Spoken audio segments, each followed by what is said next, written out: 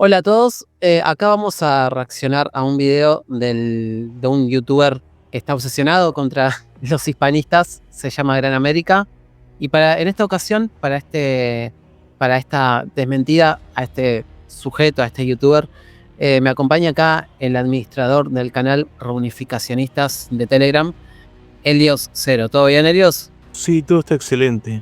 La verdad que este pobre tipo me parece alguien muy manipulador. Yo lo confronté en Twitter, pero sin embargo fue incapaz de responderme, por lo cual se ocultó y llamó a un seguidor. Yo tengo un grupo en el cual promovemos la reunificación argentina con Uruguay, Paraguay, Bolivia y Chile, y queremos formar un partido político para formar una nueva potencia. Los beneficios de esta unión serán ser el segundo país más grande del mundo, tener acceso a ambos océanos, facilidades en materia de turismo y aumento de las exportaciones, y en la producción, debido a la mayor mano de obra. Nuestro movimiento se llama Confederación Replatense 2027. Pueden unirse desde Telegram, Facebook, WhatsApp y más. Nosotros permitimos que se unan personas de cualquier ideología política, ya que nuestra obra es trascendental para nuestro progreso, bienestar y futuro. Es un gusto y un placer estar hoy con Sofírmolo. Gracias. Bueno, vamos a empezar con el video en cuestión, a ver qué dice. Yo no preparé mucho, pero bueno, voy complementando lo que digas. Vamos a empezar a ver. Mi canal toca temas que tienen que ver con historia, a veces política y otros temas de interés de Latinoamérica. También promuevo el orgullo por las naciones y sus historias independientemente de cuál sea, y por supuesto colocando la verdad y la honestidad sobre cualquier otra cosa. Y un tema muy común el cual he hablado y hablaré en este canal es del hispanismo.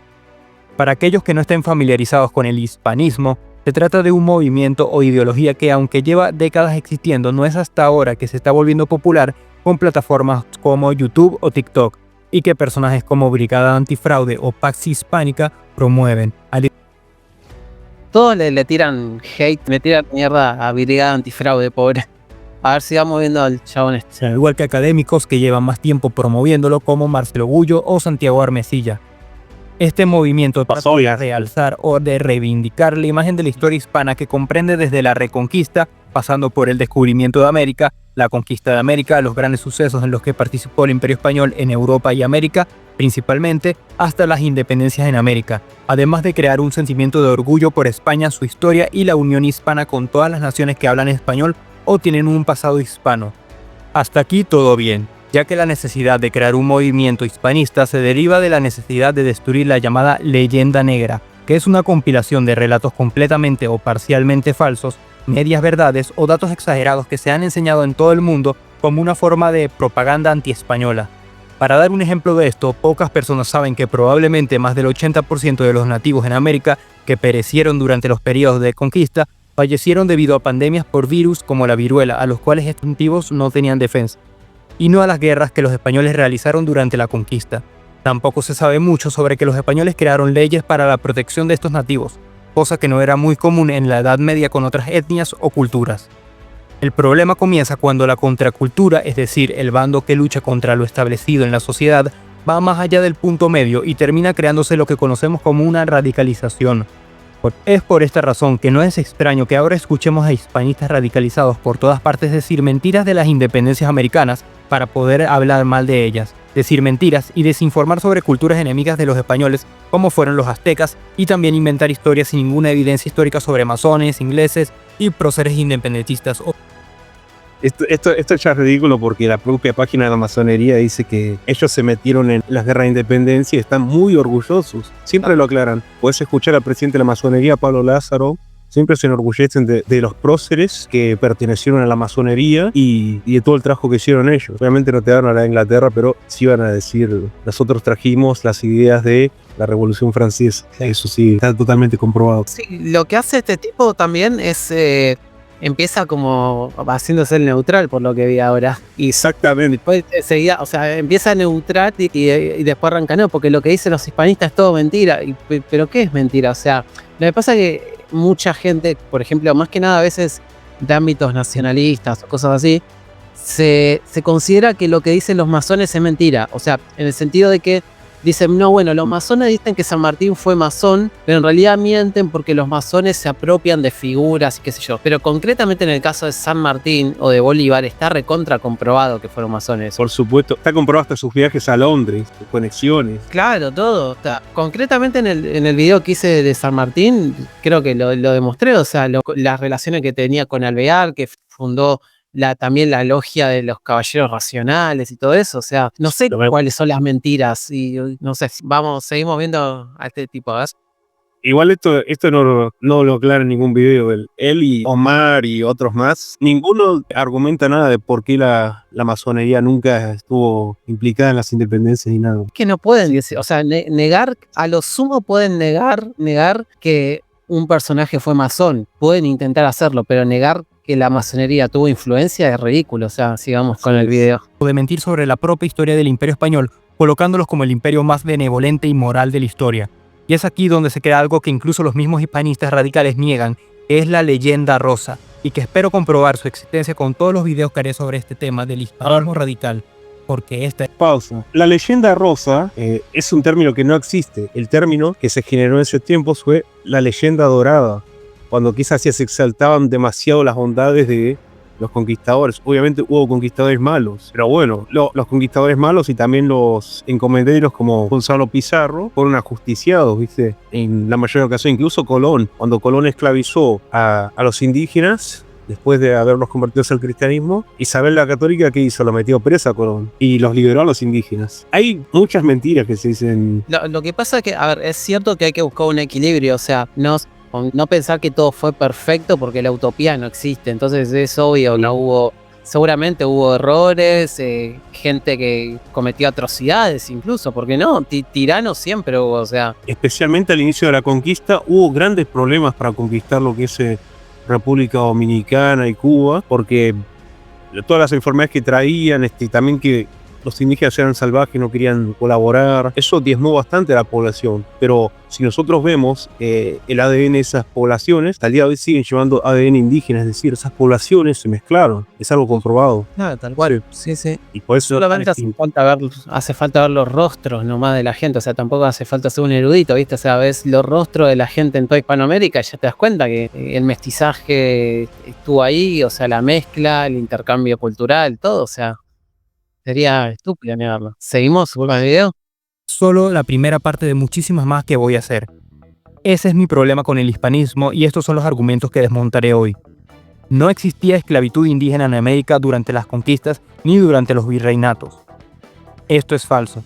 Si bien desde las ordenanzas mandadas en 1526 por el entonces rey de España, Carlos I, prohíben explícitamente la esclavitud y venta de indios, como se le llamaban, en 1528, tan solo 2 años después, Carlos I expide una ordenanza que promueve la guerra justa, que es básicamente guerra en contra de aquellos nativos que no acepten ser vasallos de la corona y acepten la religión católica, dejando la idolatría a otros dioses. En esta misma ordenanza, el mismo rey permite la esclavitud a aquellos capturados por las guerras justas en Nueva España, es decir, más o menos el territorio actual de México, y exhorta a las autoridades a revisar los permisos para verificar si los nativos merecen o no ser cautivos, es decir, esclavos. El tema de la esclavitud fue a inicios del siglo XVI un tema de debate entre las autoridades españolas, y el rey tenía que tomar una posición, la cual finalmente fue prohibir la esclavitud. Por esto, la primera ordenanza que mencioné, que prohíbe la esclavitud, se volvió a aplicar desde 1530 hasta 1548 en las nuevas leyes de Indias, donde es establecida hasta el fin de los virreinatos. El problema es que del papel a lo real hay un gran estrecho. Los abusos y la esclavización seguían ocurriendo con frecuencia. Los conquistadores y gobernantes españoles en América ya habían esclavizado a muchísimos indígenas, y aunque hubo juicios y muchos nativos eran puestos en libertad, la guerra justa era una excusa perfecta para esclavizar nuevos nativos, además de la corrupción que había entre corregidores y conquistadores para quedarse con los esclavos, permitía que muchos conquistadores se quedaran con esclavos indígenas. Además, el Imperio Español expidió otras ordenanzas para esclavizar ciertos grupos indígenas rebeldes, como el de 1569 por el rey Felipe II con los caribes. Por lo que la esclavitud de indígenas en América sí existió, por lo menos hasta inicios del siglo XVII, cuando se formalizaron los virreinatos y se llegó a un mayor control de la zona americana. Bien, ahora empiezo a hablar de las ordenanzas de 1526, que por cierto, no son las leyes nuevas de 1542. Existió la esclavitud por algunos grupos, porque hay que pensar, la conquista, ¿quiénes la dieron la conquista? ¿La dieron un ejército español gigantesco? No. Eran grupos de 100, 500 mercenarios mayormente, porque eran empresas privadas, eran empresas de conquista, las cuales no siempre se pueden controlar, pero cuando sabían que estaban cometiendo algo que era incorrecto, ¿qué hacían? Como a los encomenderos que no nos tocaste acá, te los castigaba, obviamente, y se ponían en libertad a esos indígenas capturados. Podemos ver los ejemplos de Pizarro, que dice que si alguno de los indígenas fueron esclavizados en sus campañas, tienen que ser liberados, o si se los maltrató, tienen que ser indemnizados. Pizarro tiene citas en las cuales dice eso, lo mismo Cortés, o sea, tampoco la estupidez, digamos. Claro, o sea, lo que el tipo dice básicamente es que él, en realidad, él mismo creo que se refuta solo, porque está diciendo que la esclavitud, o sea, del imperio oficialmente se la combatió, pero que los papeles es una cosa y en la realidad es otra. Pero eso es una obviedad, o sea, que es lo que decíamos recién, obviamente pudo haber injusticia, gente que se abusó, etcétera, o sea, pero él mismo está admitiendo que del imperio se intentó al menos combatir eso y que se prohibió. El gran problema se dio ya libre a eso. Es que culpen a España de todo cuando son empresas privadas. O sea, el propio virrey del Perú, que era funcionario del virreinato del Perú, murió luchando contra Gonzalo Pizarro ahí en la rebelión de los encomenderos, ¿viste? Y Gonzalo Pizarro fue ejecutado por sus crímenes. Hermano del conquistador Francisco. Claro, o sea, del imperio se intentó al menos combatir eso. Después lo que hagan ciertos grupos privados o cosas así es como siempre, o sea, son cosas que no se puede controlar nunca del todo. O sea, le podés poner leyes punitivas para combatirlo, o sea, combatirlo con la ley, pero no podés decir, bueno, el imperio español fomentó eso porque si bien lo prohibía, igual pasaba. No es así, o sea. Vos mirá el grupo de mercenarios como Blackwater, que cometieron crímenes de guerra en Irak, en Afganistán, en un montón de países. Sin embargo, ¿qué vamos a hacer? ¿Culpar a Estados Unidos por esos grupos? Claro. No podemos culparlos de ellos. Podemos culparlos de su ejército regular que ellos sí controlan. Y así. ¿Continuamos con el video? Sí, por supuesto. El español no persiguió ni exterminó a ningún indígena por su religión. En el punto anterior hablé de la guerra justa. Bueno, para terminar el tema de la esclavitud, antes de pasar al tema religioso, bueno, o sea, yo creo que el tipo se contradice solo, porque él mismo admite que el imperio español no fomentó eso, pero que igual pasaba. Pero eso, como veníamos diciendo, o sea, eso puede pasar siempre, en cualquier sistema, en cualquier imperio, o sea, no se puede. Pero, ¿por qué no dice de las misiones jesuíticas, por ejemplo, que se armaron justamente para reeducar al indígena, no para matarlo, o sea, no... Sí. De cómo lucharon los jesuitas contra los bandeirantes portugueses y una palabra se escuchó. Claro. Y los bandeirantes los querían esclavizar a los indígenas, los guaraníes. Claro, entonces, a pesar de los problemas que pueden haber estado asociados con las encomiendas, o sea, igual el Imperio Español también, como decimos, o sea, estableció las misiones religiosas con el objetivo de proteger y convertir a los indígenas, lo cual muestra un interés por su bienestar y su integración dentro del sistema, ¿no? Entonces es como cualquier cosa, decir, no, bueno, ellos promulgaron leyes contra la esclavitud, pero como igual había unos hijos de puta, básicamente, que lo hacían igual, es culpa del Imperio Español, porque lo fomentaba. O sea, eso es una estupidez, decir eso. Más vale. Y cabeza. Desde el principio de la conquista, o sea, desde Isabel la Católica, que se mandaban ordenanzas reales en las cuales se impedía eso. Después también su testamento, el cual pedía que se mesticen, ¿viste? Y también todo el esfuerzo para poder hacer las gramáticas indígenas, en las lenguas indígenas, mantener la cultura, integrarlos al ejército, educarlos a los indígenas. Pues educaron a miles, inclusive hubo educadores africanos. Podés ver Juan Latino, que fue uno de los grandes catedráticos del siglo de oro español. Él trabajó también ahí en la península ibérica. Hubo muchos indígenas que eran llevados a la península ibérica y eran recibidos por el rey también al principio de la conquista. Así que la realidad dista mucho del relato de Leyenda Negrita. Tal cual. Ahora sigamos viendo, que creo que va a tocar el tema de la Inquisición y todo eso, me parece. A ver, ¿qué dice? Que tenía como propósito hacer la guerra y capturar a cualquier nativo que no acepte al rey o a la religión católica. La idolatría a otros dioses que no fuera el católico era considerado una ofensa mayor, que debía ser cambiada a como de lugar y se veía como un favor que que se le estaba haciendo al indígena, ya que se le estaba salvando su alma. Aún así, hay hispanistas que niegan que esto fuera cierto. Es increíble que los mismos que tratan de defender la historia de su propia nación ni siquiera conocen de su propia historia. Se encuentra en la recopilación de las leyes de Indias y en el documento conocido como el requerimiento. El requerimiento fue un documento del año 1512 que tenía como fin informarle a los nativos que se sometan a la voluntad del rey y acepten a la religión católica, o de lo contrario, se les haría guerra, serían capturados y esclavizados, incluyendo mujeres y niños, y según el texto, prácticamente cualquier tipo de muerte o daño sería culpa de ellos mismos y no de los conquistadores. Es un hecho y no es debatible que los indígenas que profesaban su propia religión y renegaron del catolicismo fueron perseguidos para darles captura y terminaron como esclavos en encomiendas o capturados, y si no se dejaban capturar, pues se le daría la muerte. Precisamente por esas cosas se hicieron las leyes nuevas. Se revisaron las leyes, se hizo la conferencia de Valladolid. Todas estas cosas que él está diciendo se combatieron, de hecho. Claro. Y también la Inquisición no podía actuar con los indígenas, más bien. Podía actuar únicamente con los abusadores que sean europeos.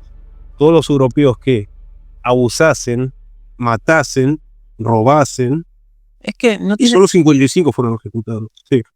es que no tiene sentido decir que la Iglesia Católica mató gente, mató indígenas por no aceptarle a la Iglesia. O sea, eso nunca pasó. En todo caso, se combatió a los apóstatas, pero los indígenas nunca pudieron ser apóstatas. ¿Por qué? Porque un apóstata es el que es cristiano y después reniega, rechaza el cristianismo. Ese es un apóstata. Los indígenas no eran cristianos, justamente eran paganos, tenían sus religiones. Por supuesto. Entonces nunca pudieron haber sido apóstatas, no tiene ni sentido. Pero eso lo sabe cualquiera que sepa mínimamente de religión. Y ni siquiera hace falta ser católico, o sea, cualquier confesión cristiana sabe eso. A mí me asombra, en realidad no me asombra, pero que muchos protestantes, sabiendo esto de cómo es el tema de la apostasía, igual defiendan la leyenda negra, sabiendo que es imposible que se haya matado indígenas por ser apóstatas, simplemente por el hecho de que te estoy diciendo, o sea, de que no eran cristianos. Entonces no es que renegaron conociendo la fe cristiana, sino que no conocían la fe cristiana y en todo caso la rechazaron. Pero eso no lo son apóstatas.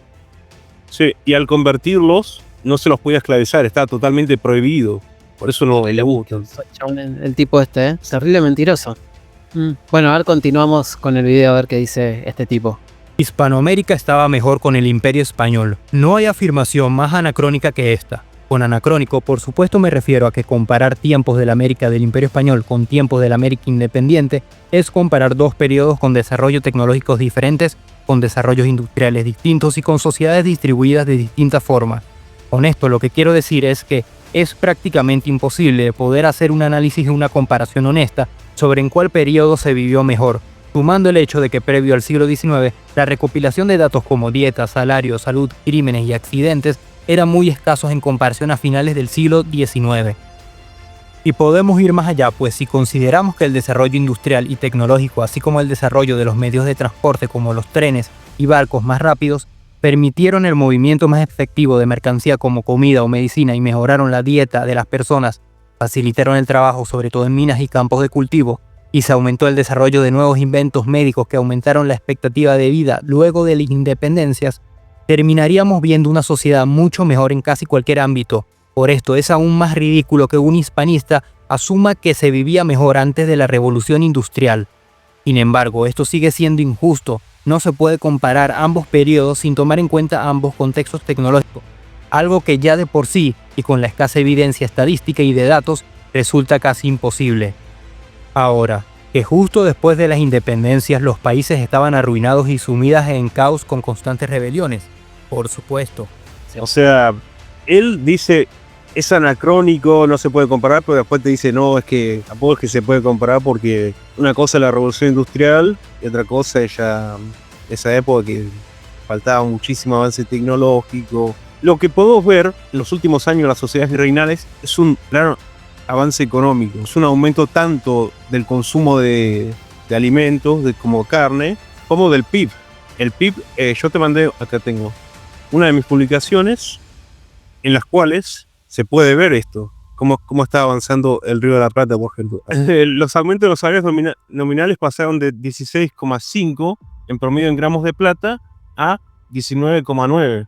Y en PIB per cápita pasamos de 500 a 800 a principios del siglo XIX. O sea, los reyes mismos te dicen que ellos se preocupaban por la salud y la conservación de los indígenas. Más allá de alguna que otra epidemia, las hambrunas no eran lo normal en el imperio. Vos podés buscar las hambrunas, y ¿dónde son más normales las hambrunas? En el Imperio Británico. En la Segunda Guerra Mundial, 3 millones de bengalíes se le murieron a Churchill por desviar todo lo que son esos alimentos. Igual en toda la conquista británica hubo grandes hambrunas. Los datos que ellos mismos ponen establecen que en América del Norte, la parte de ellos conquistaron, viste, Canadá, Estados Unidos, murieron aproximadamente entre 750.000 y 1,5 millones de personas. Sin contar obviamente los datos que sí serían leyenda negra, como decir 3 millones o 4 millones por ahí, que evidentemente no había tanta población en ese lugar. Pero bueno, hubo grandes masacres, hubo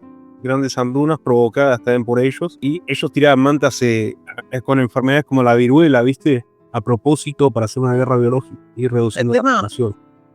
Lo que a mí me da gracia que dice el tipo es que dice, bueno, no se puede comparar la época virreinal con la época post-independencia. Sí, en realidad eso no es del todo cierto, porque ¿por qué yo no puedo comparar 1800 con 1820, por ejemplo? Si solo hay un periodo de 20 años, o sea, no veo por qué no se puede comparar. Una de las cosas que pasaron después de la independencia, por ejemplo, fue que Bolivia pasó de tener 1,5 millones de habitantes a 980.000 más o menos. Y ya en la mitad del siglo XX pasó de tener 2,5 millones a 1,5 millones más o menos. Si vos mirás la población histórica de Bolivia. Y ese tipo de cosas no las cuenta. Pero Bolivia tuvo grandísimos problemas por perder el estatus que tenía. Potosí pasó de ser una de las ciudades más ricas del mundo, que exportaba la moneda mundial por el puerto de Buenos Aires, a estar completamente empobrecida, a tener gobiernos muy corruptos, gobiernos que permitían este activismo anglosajón, y hasta el día de hoy lo permiten. Puedes ver Barrick Gold, todo lo que se lleva a Bolivia cada año, y es muchísimo más que todo lo que se llevó al Imperio Español, que era solo el 10% de todos los traídos cada año, ¿viste? O sea, era un impuesto. Con los Austrias, porque vos viste que mucho se habla bien de los Austrias, mucho se dice que ellos eran los mejores, esto que lo otro, pero los Borbones lo que hicieron fue bajar los impuestos en este sentido. Y los impuestos ya para 1810 sobre el PIB apenas superaban el 1%. Vamos a ver, en América anglosajona, solo por el 4% ya se levantaron los masones, como Washington, por ejemplo. Ese grupo de masones que se rebeló en Estados Unidos era una facción contraria, la cual terminaría siendo aplastada en la guerra de 1812 a 1815, que gana Inglaterra y que para Estados Unidos jamás se vuelve a rebelar contra Inglaterra. Se vuelven amigos hasta ahora, básicamente. Claro. Otra cosa que quería agregar de lo que dijo este tipo respecto a la comparación, que según él no se puede hacer, yo creo que la comparación se puede hacer en tanto que, por ejemplo, hay un factor clarísimo que es el factor del endeudamiento hacia las bancas usureras. O sea, sí, en el periodo post-independencias, o sea, apenas nos independizaron, entre comillas, nos endeudaron con la banca inglesa. Entonces, ya desde el momento en el que tenés una deuda, ya tu país está condenado prácticamente, porque es una deuda con usureros que son garrapatas, que son parásitos, que nunca más te van a soltar. Y bueno, así sucedió. O sea, entonces unos años después estamos igual, endeudados en la serie. Vos mirá cómo se endeudó Argentina en toda la época liberal, viste que este canal también venía. Toda la época que fue de Alberti, viste. El propio Giacomini, un amigo de Milei, desmiente, que explica el endeudamiento, el mito de la Argentina potencia, que no éramos tan potencia como dicen, que habían muchas desigualdades internas. Este canal, en el nuevo video que le hizo Brigada Antifraude, dice, no, es que habían ciertas desigualdades entre ciudad y ciudad, pero bueno, cuando hablamos de las desigualdades que pueden haber en Tucumán, Salta, o en las regiones colonia que teníamos en ese tiempo, que eran la Patagonia, por ejemplo, ahí no va a decir nada. O Chaco, por ejemplo, que se sucedieron muchas matanzas hasta prácticamente los años 40. la masacre de los Pilaga. Es que claro, o sea, efectivamente lo de Argentina en potencia es un mito de los liberales. O sea, era un periodo donde estaba toda la riqueza concentrada en los oligarcas, que eran mayormente masones, que son los Exacto. mismos que post-independencia, con gente como Roca, entre otros, lograron apropiarse de un montón de tierras, exterminando a los indígenas. Y bueno, así se hicieron grandísimas fortunas. Y lo único que estaba potenciado en esa época era el bolsillo de esta gente. Pero después vos salías un poco al interior del país y la gente se moría de hambre. O sea, hay relatos escalofriantes de desnutrición, o sea, horrible. A ver, opine lo que opine cada uno de Juan Domingo Perón. Si Perón llegó al poder, ¿no? Y lo bancó tanta gente como lo bancó, fue justamente Porque había mucha desigualdad. claro, porque estaba toda esta gente que estaba totalmente a la deriva, totalmente olvidada. Y bueno, de repente apareció un tipo que con todos sus errores y todo, les dio una mano, aunque sea. Y al contrario, o sea, no solamente no los excluyó, sino que los trajo acá a Buenos Aires, por ejemplo, y mucha gente de paqueta, o sea, muchos chetos, ¿no? O sea, muchos que estaban asociados simplemente a los ricos, ¿no? Empezaron a decir, mirá, Perón trae a los cabecita negra. Y, o sea, y eso ya también te da la pauta de que también había una lógica medio racista, ¿no? Cosa que el racismo, en teoría, va en contra del liberalismo. Entonces, habría que ver si, por ahí tiene razón Giacomini cuando dice que no eran tan liberales los de esa época. Porque si nos endeudaron, y si había una lógica casi de apartheid, se podría decir, porque si la riqueza se concentra en toda una élite y después tenés a toda una población que excluida, marginada, o sea, ahí hay un régimen de apartheid casi. Y habían hasta tehuelches que los mandaban a Francia, ¿viste? A los zoológicos humanos. Claro, sí, tal cual. Sí. Y ni hablar si mencionamos el caso de ese judío que se apropió de media Patagonia. Sí, y que mató Julio Popper, el rumano. Que mató a todos los Selknam y mandaba los cráneos al Museo Británico, que los vendía. O sea, y todo eso pasó durante la época de Roca y, bueno, los liberales, lo que se conoce como la Argentina liberal, básicamente. Entonces, estamos hablando de niños, gente, o sea, casi un régimen de apartheid contra la gente pobre, endeudamiento, o sea, y entonces, ¿cuál es la Argentina potencia? O sea, eso es un asco, no es potencia, o sea. Sí. Vos imaginate que ellos tuvieron que cambiar el modelo económico cuando empezó la Primera Guerra Mundial, porque no se podía sostener, porque ellos dependían de endeudarse, básicamente. Cuando nosotros miramos los rankings sobre innovaciones científicas, sobre qué tan grande era el ejército de esa época, era muy inferior el ejército a los ejércitos de la Primera Guerra Mundial. No se puede comparar ni a Rusia, ni a Francia, ni a Italia, ni tampoco a Reino Unido. Eso ya. Y era exactamente uno de los países que más invertía en nuestro país. La inversión que traía Reino Unido acá era mayor a la inversión que llevaba a India, por ejemplo.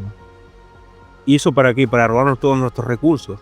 Ellos que poseían todos los muelles, todos los ferrocarriles, y qué hace Perón en los años 40, se los expropia a esas empresas británicas que eran de la corona. Entonces trae más soberanía acá.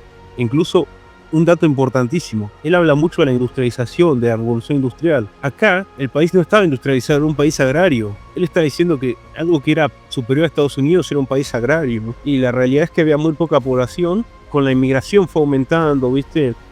Fue un proceso muy largo, pero mayormente fuimos un país agrario por muchos años, hasta los años 30 más o menos, que nos empezamos a industrializar más.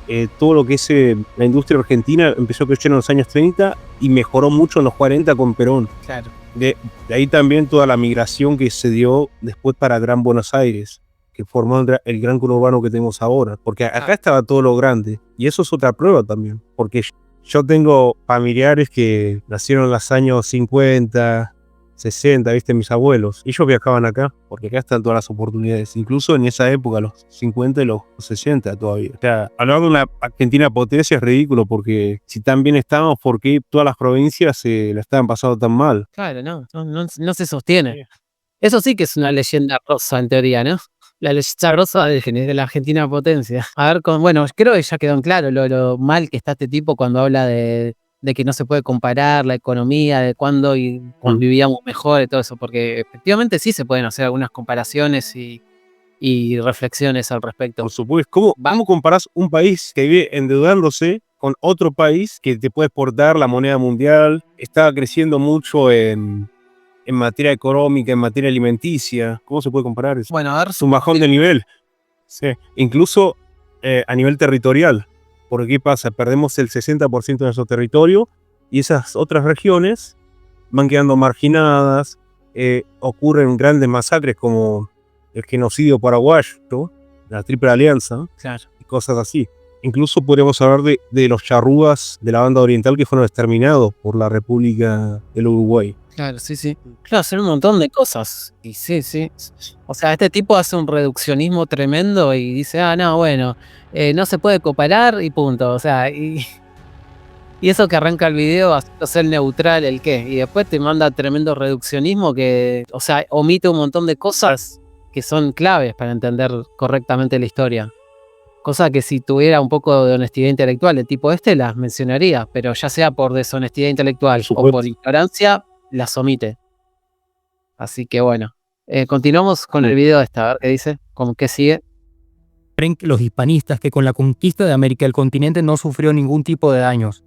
Hay que recordarles la cantidad de guerras que dejaron destruidas ciudades indígenas y que hicieron que varios nativos perdieran sus casas. La cantidad de rebeliones, abusos y esclavitud que se dio durante más de un siglo antes de que se formaran los virreinatos en América. Hay que recordar que el periodo de reconquista en la península ibérica contra los árabes no fue un proceso pacífico y bonito. Hay que recordar que también trajo inestabilidad. 7 millones murieron durante la reconquista. ¿Por qué saltó de la reconquista? O sea, estaba hablando de América y salió con la reconquista contra los árabes. ¿Qué tenía que ver? Como que lo quiere comparar, pero no tiene nada que ver. O sea, podemos ver una potencia brutal que era el califato de Córdoba, el califato omeya que conquistó Hispania, ¿viste? La España visigoda, que esclavizaba a un montón de personas a lo largo del Mediterráneo, que secuestraba gente de Italia, gente de España, después todos los abusos que se dieron. Una guerra de 700 años la compara, 700 años de resistencia, porque España nunca te quedó así, digamos, con los brazos cruzados. Y lo fueron sacando progresivamente a los árabes durante décadas y sí. Y lo compara con lo de América. Pero aparte me gusta porque dice, no, ¿cómo? Los hispanistas dicen que América no sufrió daños. A ver, daños sufrió América, pero no por culpa de los españoles. Daños ya venía sufriendo por culpa de los propios indígenas que cazaban a las tribus inferiores, que estaban en guerra entre ellos, que estaban exterminándose entre ellos. Porque algo de lo que no se menciona mucho es que antes de que cuando los españoles llegaron, se encontraron con sociedades en decadencia, o sea, que estaban por colapsar prácticamente. No se encontraron, o sea, esta gente piensa que llegó a España y acá estaba, no sé, tipo, ¿viste la leyenda de la Atlántida cuando los dibujitos o la leyenda la pintan ahí, casi con naves espaciales, qué sé yo? Estos tipos se piensan que era así América antes de la llegada de los españoles, y que llegaron los españoles y pum, trajeron las enfermedades, qué sé yo. O sea, están... O sea, y también ya había algunas enfermedades en América que mataban muchos indígenas, y obviamente los sacrificios humanos. Podemos ver las guerras incaicas que habían acá, la guerra civil incaica. O sea, ya habían grandes problemas. ¿Y qué hicieron los españoles con un par de soldados? Trajeron tecnología, les enseñaron a luchar. Muchas de las alianzas que hicieron, por ejemplo, con los indígenas de México, como los tlaxcaltecas, facilitaron mucho la conquista y también facilitaron mucho lo que es la cristianización de sus pueblos posteriores. Si bien es cierto que hubo algunos que no querían, con el tiempo los fueron aceptando, ¿viste?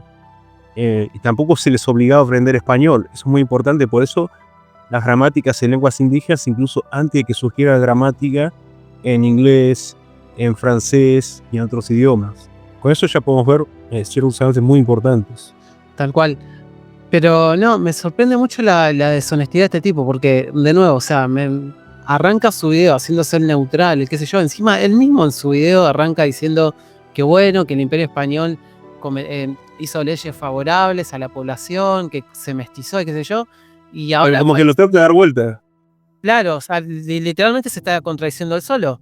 Porque si España vino y destruyó el continente, entonces no fue tan benévolo como lo pinta él mismo al inicio de su propio video. O sea, es o cosa que se contradice él mismo en el mismo video. O sea, ni siquiera es que se contradice un video con otro video, ¿viste? O sea, es muy loco lo de este tipo. No, o sea, te decía que es ridículo lo que plantea. Porque, como te decía antes, o sea, América ya se estaba destruyendo a sí misma por las guerras internas que había entre indígenas.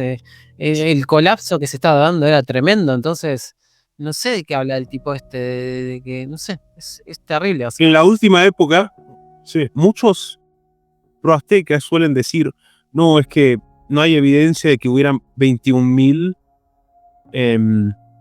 sacrificios por año, porque ellos hacen una cuenta gigantesca, ¿viste? Desde los primeros años del Imperio Azteca hasta esa época. Y comparan la misma cifra, 21.000 ponen, por ciento tantos años. Entonces, ¿qué dicen? 8 millones es imposible que hayan matado 8 millones. Obviamente es imposible que hayan matado 8 millones. Esa cifra que te dan de las masacres, de los sacrificios humanos, son de los últimos años precisamente, porque en toda estadística de todo crimen, y se puede ver hasta ahora, siempre hay ciertas variaciones por año, tanta población que había en esa época, ¿viste? Y también por el crecimiento que tenían esos imperios. Por eso lo que pueden reproducir los cronistas es los últimos años, la época en la que ellos llegaron. Entonces, desde ahí, ¿qué puedes hacer vos? Podés basarte en algunas cosas que podían decir los indígenas para predecir desde qué años ocurrían esto y hasta qué años. Y obviamente, podés empezar con que al principio hubo 100 sacrificios humanos que lo practicaban algunas élites. Pero en esas últimas épocas estaban yendo al demonio, básicamente.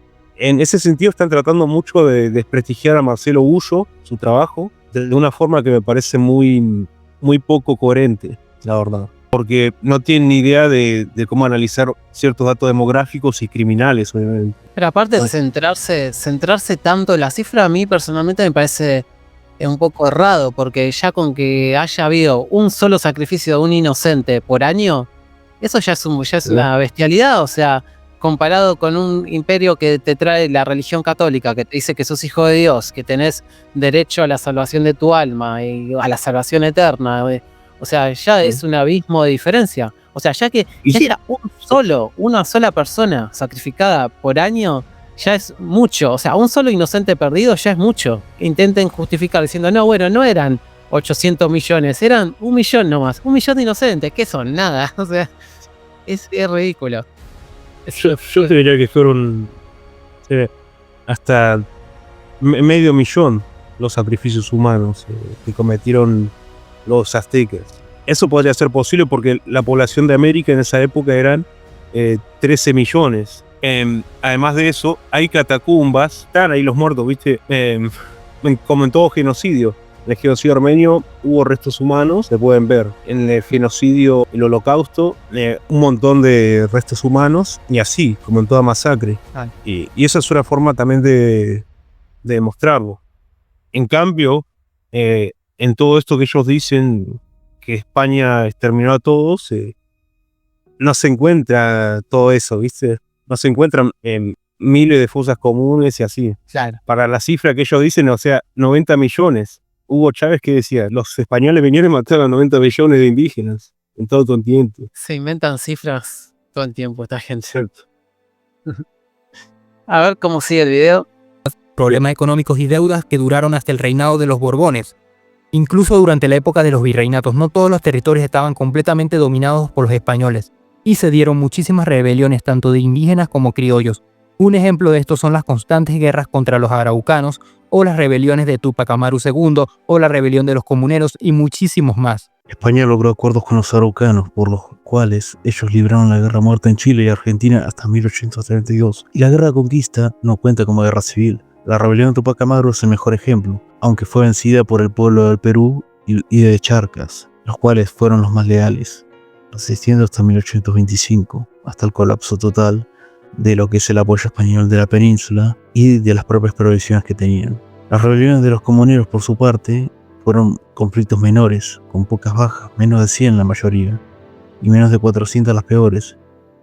El Virreinato del Río de la Plata vivía una estabilidad tal que no hubo guerras internas hasta 1810, Es esa la razón por la cual no había mucho armamento en el interior de los virreinatos, ni tampoco grandes fortificaciones, porque no se necesitaba más allá de las fronteras con la Patagonia, donde se instalaban fortines. Es esa la razón por la cual Liniers no pudo obtener el apoyo suficiente ni el armamento para vencer a la primera junta, la cual fue armada por Inglaterra. Ninguna de las guerras mencionadas anteriormente superan a las guerras civiles, como la Guerra de la Reforma en México, con 200.000 muertos, la Revolución Mexicana, 3.5 millones de muertos, la guerra contra el narcotráfico actual, casi medio millón de muertos, las guerras civiles de Colombia, 1 millón de muertos, las guerras civiles de Venezuela, 1 millón de muertos también. Y así podría seguir con ejemplos de inestabilidad, dictaduras, endeudamiento, entreguismo de recursos al enemigo y crisis generadas. Tras las independencias 6 décadas pasadas, Argentina pasó a tener el PIB per cápita más alto del mundo durante varios años y uno de los índices más bajos de pobreza del mundo, superando a Estados Unidos. Venezuela comenzó a tener una increíble bonanza económica que le permitió pagar en el siglo XX la deuda completa de las independencias, al recibir varios migrantes europeos, en especial italianos y españoles, y a mitad de este siglo convertirse en la cuarta potencia económica del mundo con sus grandes reservas de petróleo y su gran desarrollo en el mercado turístico. Uruguay se pudo comparar. Acá está cayendo no lo que mencionábamos antes, está haciendo prácticamente una leyenda rosa de la Argentina potencia y también de la Venezuela potencia. Y ahí, o sea, cuando dice, por ejemplo, que Argentina tenía los índices de pobreza más bajos, es porque literalmente los pobres estaban totalmente marginados y no formaban parte de la estadística, o sea, no formaban parte, o sea, no estaban invisibilizados. Pero era Hay innegable. muchas desigualdades, sí, tanto económicas como educativas. No todos reciben la misma educación tampoco. Claro. Además de eso, podríamos ver el tema este de Venezuela, que él dice, y Venezuela solo creció cuando los anglos se lo permitieron. Vamos a ser sinceros. Cuando hubo la crisis esta en Arabia, viste que Egipto luchó contra Israel y tuvieron todo ese problema de la ocupación del canal de Suez, los árabes no querían enviar su petróleo. Entonces, ¿qué hizo Estados Unidos? Le empezó a comprar más a Venezuela. Venezuela empezó a crecer por eso. Pero es un país que cuando se solucionó todo eso, obviamente quienes los dominan no van a permitir que crezcan más de ahí. Y ahora podemos ver lo que le pasó a Venezuela. Esta vez ya no lo explota tanto Estados Unidos, pero sí siguen mandando. Y ahora les explotan todas las cosas, todo el petróleo, todo el gas que tienen ellos. Irán, China y Rusia. Esos tres países se llevan todo, básicamente. Y Venezuela, ¿qué pasó? Pasó de un PIB de 400.000 millones ahí en 2014 a menos de 80 millones ahí por 2020 más o menos. Es una caída terrible. Claro. 8 millones de personas se fueron. Yo lo que noto es que tanto en Venezuela, por ejemplo, como pasa lo mismo que pasaba en Argentina, o sea, la riqueza por la venta del petróleo y todo eso existió, pero se la quedaban las élites de ese país nomás. Y lo único que pasó después, por ejemplo, cuando apareció el socialismo con Chávez, por ejemplo, es que pasaron, bueno, Chávez no dejó nunca de comerciar con Estados Unidos y todo eso, ¿eh? No. Y después, o sea, en todo caso, hoy como decir, o sea, por ahí le compra petróleo China, Irán y todo eso. Y en todo caso cambiaron de amo, digamos. Pero la estructura sigue siendo exactamente la misma que antes. O sea, la riqueza del petróleo y todo lo que venden, se lo quedan las élites acomodadas. Antes era la élite capitalista y ahora es la élite socialista de Chávez, bueno, de Maduro y qué sé yo. Pero a efectos prácticos. Y los venezolanos no tienen ni para comprar gasolina. Y Claro. unos salarios los salarios más miserables de su historia tuvieron ahora. Sí. Nunca cobraron tan poco. $5 por mes, o sea, ¿qué es eso? Otra cosa, tal cual. Y otra cosa es, bueno, a ver, está claro que el chabón el tipo hace una leyenda rosa de la Argentina potencia, de Venezuela potencia, y omite también todo lo que estamos diciendo, o sea, y todo un trasfondo de desigualdad tremenda, básicamente. Uruguay también tiene un montón de desigualdad. Vos fijate todos los uruguayos que emigran porque en su país ni hasta el día de hoy están tan bien como dicen. Claro. O sea, los propios uruguayos no pueden tener hijos. Vos fíjate, la tasa de fertilidad de Uruguay es de 1.18. Es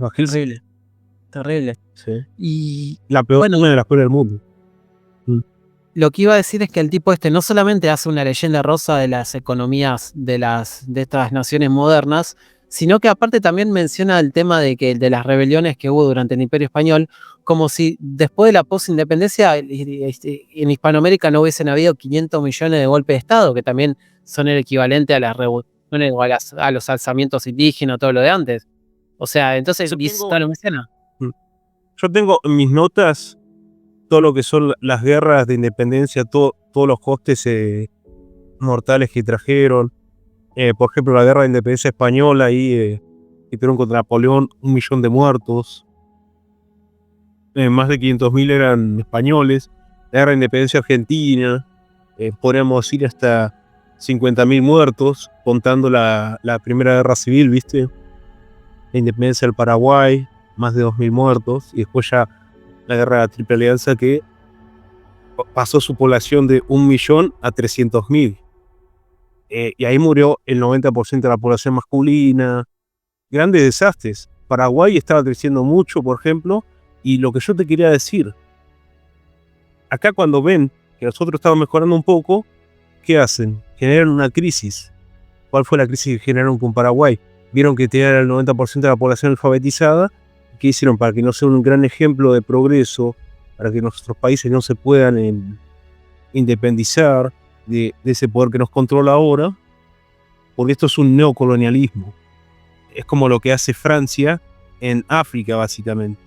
Nos dejan estar un tiempo bien para poner sus empresas, para llevarse un montón de plata, y en otro tiempo, ¿qué hacen? Nos empobrecen para comprar más cosas y más barato y para saquear más.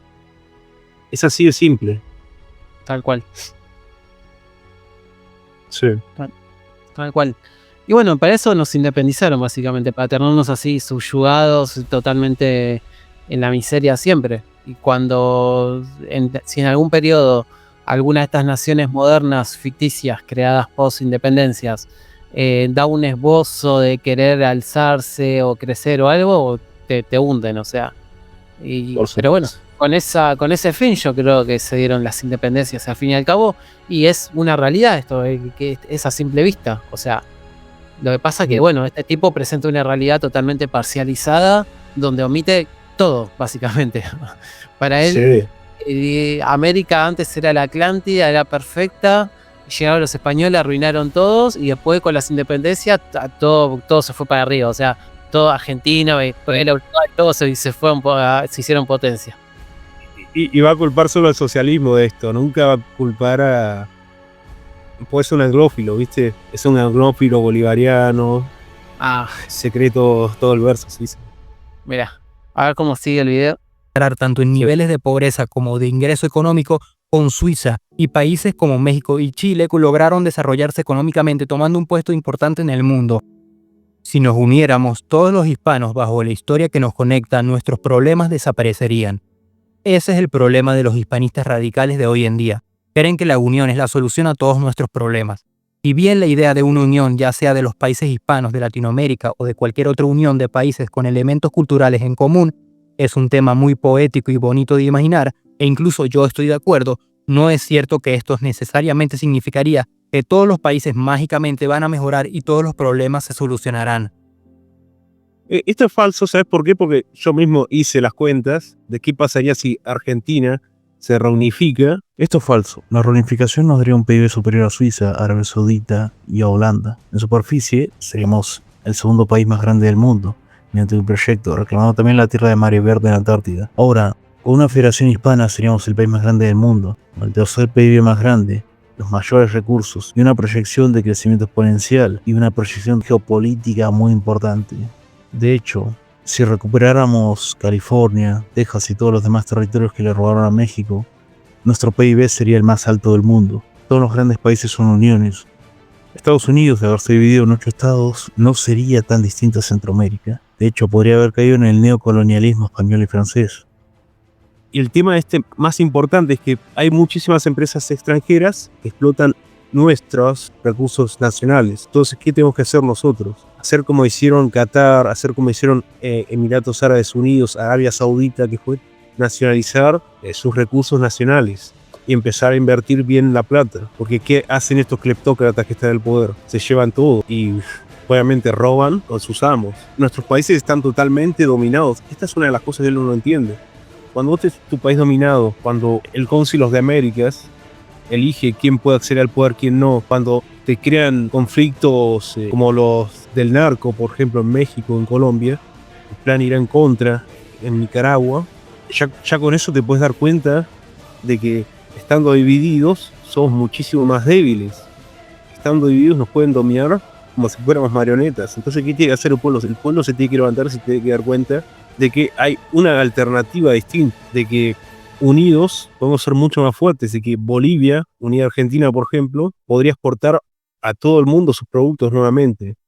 Porque ¿qué pasó después de que Chile les quita el puerto de Antofagasta, que era mucho más chico, ¿viste? Pierden un montón de poderío económico como están en la situación en la que están ahora. Muy aislados del mundo, con un PIB bajísimo. Tienen incluso sacrificios, rituales a día de hoy. Siguen ocurriendo esas cosas. Hay sacrificios, ¿viste? Que los permite el gobierno.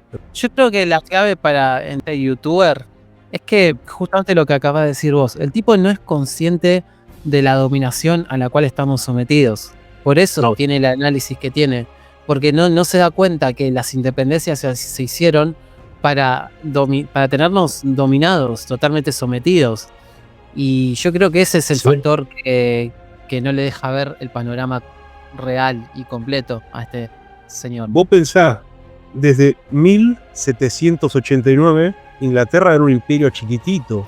¿Qué era Inglaterra? Era Bangladesh, era algunas partecitas de Canadá, eran algunas islitas por el Pacífico y la colonia penal de Australia, porque ni siquiera tenían la mitad de Australia, tenían solamente Sydney.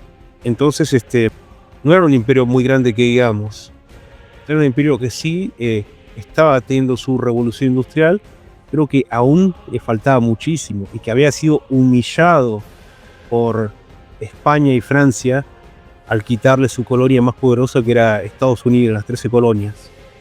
Y ni siquiera es por ello que las 13 colonias fueron tan ricas, digamos. Porque por PIB per cápita de la época, podemos ver que tanto Río de la Plata como algunas partes de Nueva España, como la Ciudad de México, eran superiores. Producían más, ¿viste? Llevaban en el galeón de Manila la plata a China, comerciaban con India, los propios ingleses tenían que llevar el real de A8. Estados Unidos mismo utilizó el Spanish Dollar, ¿viste? El real de A8, todo para comerciar con China, para comerciar en India. Los propios otomanos también era la moneda mundial la que teníamos nosotros. Y bueno, esas son cosas que no quiere ver. Claro. Podríamos ver un desarrollo distinto, ¿sí? Sí. A ver, vamos a ver cómo termina este video, a ver que ya le falta un minuto, a ver cómo termina. Unión de estos, sino de las decisiones políticas que tomen sus gobernantes. A un país pequeño le puede ir bien, así como a un país grande. La cuestión se encuentra en el político de turno y por supuesto en la población que pueda escoger al mejor político, cosa que tristemente resulta muy difícil en estos días, y de las decisiones que se tomen tomando en cuenta el contexto actual de ese país. Pero esto no lo piensan los hispanistas radicales ni lo analizan. Viven en un mundo de fantasía. El mundo de fantasía es el que vivo. Tal cual, es lo que iba a decir, boludo. El mundo de fantasía es el que cree este tipo, donde cree que la gente va a las urnas y elige a sus gobernantes. O sea, claro, porque no existe el Council of Americas, la Comisión Trilateral, o sea, todos los think tanks te ponen los políticos. Sí. O sea, el tipo proyecta, o sea, literalmente le dice a los demás lo que es él mismo. Él vive en un mundo de fantasía donde no contempla ninguno de los factores de dominación elitista que hay sobre todas las naciones modernas en Hispanoamérica y en todo el mundo en realidad, pero concretamente en Hispanoamérica. Sí. O sea, todos los factores que hay, todos los think tanks, las organizaciones, todo. Las empresas, ¿sí? Todos los intereses diversos que hay, ¿sí? Claro, para financiar ciertas campañas. Sí, los poderes fácticos, básicamente. O sea, todo este tipo lo ignora y cree que literalmente la población es la que elige a los gobernantes malos, porque, ay, Dios mío, boludo. Vos fijate el líder de la masonería que fue el otro día al debate ahí entre Massa y Milei el año pasado, y dijo, nosotros tenemos gente en los dos partidos. Sí, Siempre ganamos, dijo básicamente. sí, sí, sí. Sí, sí, eso lo vi. De la primera vez que vino a entrevista de los masones argentinos en el 2008, 2000, por ahí, 2009, que el gran maestre ya lo decía con Felipe Pigna en Canal 7. Decían, nosotros siempre Sí. estamos en todos lados. Los únicos que están prohibidos son los fascistas, no sé qué, dicen en la masonería. Menos mal que te vea la conspiración, ¿no? Y acá también hay que ver una cosa. El conservadurismo en Argentina no existe desde los años 40, básicamente. Castillo fue el último presidente conservador que tuvimos. Mm. Hay ideologías que no existen en Argentina. Tradicionalismo católico, olvídate. Desde la época de Roca, que se eliminó la educación con la ley 1420, ¿viste? Después Farley lo intenta reponer y después se pelean con Perón, la iglesia. Claro. Y desde entonces nada. Claro, porque siempre se intentó deshispanizarnos durante la época liberal, ¿viste? Se intentó un poco borrar nuestras raíces criollas, mezcla de lo aborigen y lo hispánico. Y bueno, Sí, es un factor. Y los valores católicos, por supuesto. Claro, eso es lo que iba a decir. O sea, el factor más importante dentro de la hispanidad es el cristianismo católico, básicamente, concretamente. Entonces, si quieres atacar la hispanidad, sí o sí tenés que atacar el catolicismo. Entonces, el tema de sacar la educación católica de las escuelas y todo eso, o sea, es un ataque contra la iglesia y contra la identidad y civilización hispánica. Y bueno, es un proceso que se llevó a cabo en todos lados donde se quiso atacar la hispanidad. En México, viste, mencionamos el otro día el tema de los cristeros, que durante el gobierno socialista de Plutarco Elías Calles se quiso instaurar una iglesia mexicana, protestante básicamente, independiente de la iglesia católica. Y eso lo bancó el Ku Klux Klan a su vez en Estados Unidos. O sea, los protestantes racistas esos bancaban que se persiga y se mate a católicos mexicanos.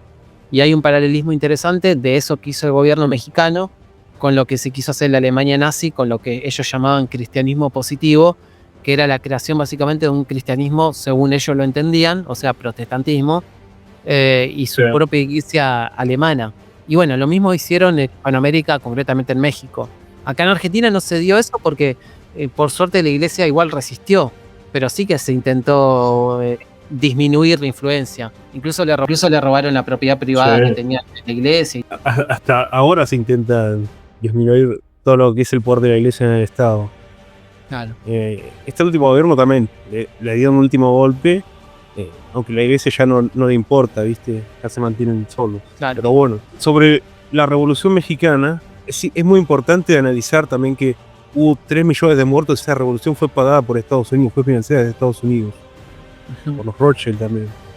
Sí, sí. O sea, hablamos de esa época en la que él dice no, es que estábamos mucho mejor, después de 100 años. Y sí, estaba mejorando México, pero es como lo que te dije, el neocolonialismo no van a permitir que nosotros mejoremos. Claro. Por eso es importante crear países grandes, países fuertes, y hacer que la población se entere de la verdad, ¿viste? Claro. Yo creo que es, como decía Perón, que Perón decía que el próximo paso de la humanidad eran los continentalismos. Y yo creo que, bueno, en el caso nuestro, el continentalismo es el hispanismo, ¿no?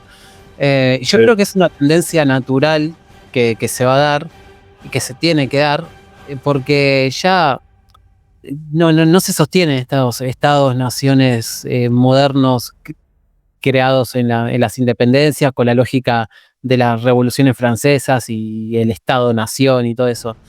Vos mirás los 100 países que se crearon, la mayoría de repúblicas que puedes ver en el Caribe, por ejemplo, solo se mantienen porque son países fiscales, por el turismo, esas cosas.